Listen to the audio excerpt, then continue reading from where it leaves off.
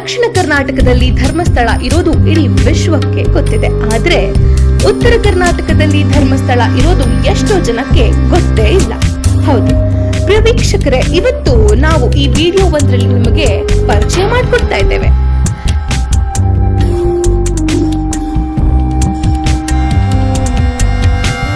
ಶಿವನ ಇನ್ನೊಂದು ರೂಪವೇ ಗದಗ ಜಿಲ್ಲೆಯ ಮುಂಡಗಿರಿ ತಾಲೂಕಿನ ಸಿಂಗಟಾಲೂರಿನಲ್ಲಿರುವಂತಹ ವೀರಭದ್ರೇಶ್ವರ ದೇವಸ್ಥಾನ.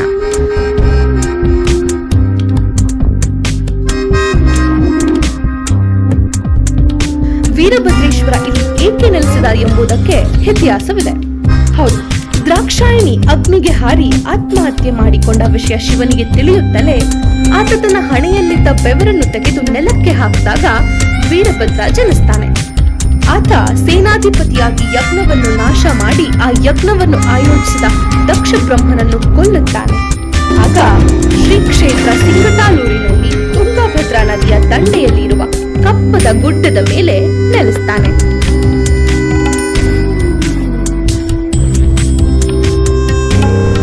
ಗದಗ ಜಿಲ್ಲೆ ಕೇಂದ್ರದಿಂದ ಸುಮಾರು 70 ಕಿಲೋಮೀಟರ್ ದೂರದಲ್ಲಿ ಶ್ರೀ ವೀರಭದ್ರೇಶ್ವರನ ದೇವಸ್ಥಾನವಿದೆ. ಇನ್ನು ತಾಲೂಕು ಕೇಂದ್ರದಿಂದ 30 ಕಿಲೋಮೀಟರ್, ವಿಜಯನಗರದಿಂದ ಸುಮಾರು 100 ಕಿಲೋಮೀಟರ್, ಮಲ್ಲಿಗೆನಾಡು ಹೂವಿನ ಹಡಗಲಿನಿಂದ 30 ಕಿಲೋಮೀಟರ್ ಹಾಗೂ ರಾಜಧಾನಿಯಿಂದ ಸುಮಾರು 420 ಕಿಲೋಮೀಟರ್ ದೂರದಲ್ಲಿದೆ.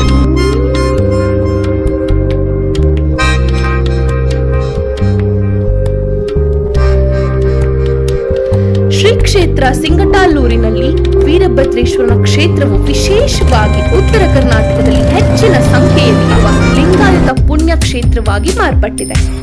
ಬಹುಜನರಿಗೆ ಮನೆ ದೇವರಾಗಿ ಮತ್ತು ಆರಾಧ್ಯ ದೈವನಾಗಿದ್ದಾನೆ.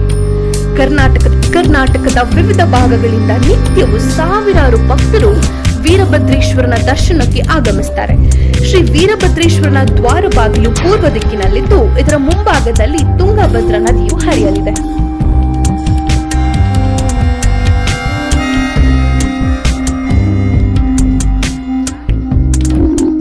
ವೀರಭದ್ರೇಶ್ವರನ ದೇವಸ್ಥಾನದ ಮುಂದೆ ವಿಶಾಲವಾದ ಮೈದಾನವಿದೆ ಹಾಗೂ ದೇವಸ್ಥಾನದ ಎಡಭಾಗದಲ್ಲಿ ಕಾಳಮ್ಮ ದೇವಸ್ಥಾನವಿದ್ದು ಈ ಕ್ಷೇತ್ರಕ್ಕೆ ಇನ್ನಷ್ಟು ಮೆರುಗು ತಂದಿದೆ. ವೀರಭದ್ರೇಶ್ವರನ ದೇವಸ್ಥಾನದಲ್ಲಿ ವಸತಿ ಗೃಹಗಳು ಹಾಗೂ ನಿತ್ಯವೂ ಅನ್ನದಾಸೋಹ ನಡೆಯುತ್ತದೆ. ಈ ಕ್ಷೇತ್ರದಲ್ಲಿ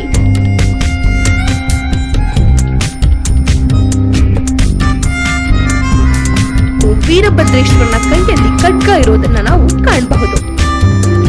ವೀರಭದ್ರೇಶ್ವರನ ಜಾತ್ರೆಯಲ್ಲಿ ವಿಶೇಷ ಅಂದ್ರೆ ಬಾಳೆಹಣ್ಣು, ಉತ್ತುತ್ತಿ ಅಲ್ಲದೆ ಜಾತ್ರೆಯಲ್ಲಿ ದೊಡ್ಡ ಪ್ರಮಾಣದಲ್ಲಿ ತೆಂಗಿನಕಾಯಿ ವಿಭೂತಿ, ರುದ್ರಾಕ್ಷಿ ಕುಂಕುಮ ಮಾರಾಟ ಆಗುತ್ತಂತೆ. ಸತತವಾಗಿ 3 ದಿನಗಳ ಕಾಲ ನಡೆಯುವಂತಹ ವೀರಭದ್ರೇಶ್ವರನ ಜಾತ್ರೆಯು ಪ್ರತಿ ವರ್ಷ ಏಪ್ರಿಲ್ ತಿಂಗಳಲ್ಲಿ ರಥೋತ್ಸವ ನಡೆಯುತ್ತೆ. ಈ ಏಪ್ರಿಲ್ ತಿಂಗಳಲ್ಲಿ ಉರಿ ಬಿಸಿಲಿದ್ರೂ ಸಹ ಅಸಂಖ್ಯಾತ ಭಕ್ತರು ಭಾಗಿಯಾಗಿ ಶ್ರೀ ವೀರಭದ್ರೇಶ್ವರನ ಕೃಪೆಗೆ ಭಾಜನರಾಗ್ತಾರೆ. ನೋಡಿದ್ರಲ್ಲ ವೀಕ್ಷಕರೇ, ಮತ್ತೊಂದು ಇಂಟ್ರೆಸ್ಟಿಂಗ್ ವಿಡಿಯೋದೊಂದಿಗೆ ನಾವು ನಿಮ್ಮ ಮುಂದೆ ಬರ್ತೇವೆ. ನಮಸ್ಕಾರ ಅಂತ ಹೇಳ್ತಾ ಇನ್ನು ನಮ್ಮ ಚಾನೆಲ್ ನ ಲೈಕ್ ಮಾಡಿ,